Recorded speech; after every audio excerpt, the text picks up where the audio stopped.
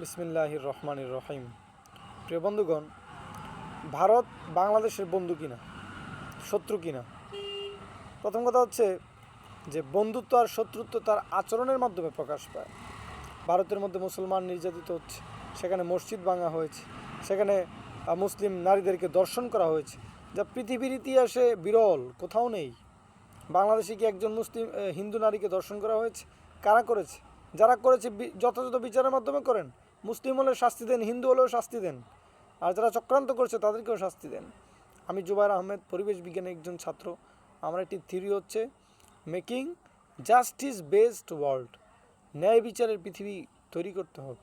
50টি শূন্যের পৃথিবী তৈরি করতে হবে, যার মধ্যে একটি শূন্য হচ্ছে শূন্য অবিচার। শূন্য অবিচার থাকবে, কোনো অবিচার থাকবে না। ন্যায় বিচার দিয়ে গোটা বিশ্বটাকে পরিপূর্ণ করতে হবে। আমি আমেরিকার প্রতি আহ্বান জানাই, তারা যেন ন্যায় বিচার প্রতিষ্ঠা করে পৃথিবীর প্রত্যেকটি দেশের মধ্যে। ধন্যবাদ।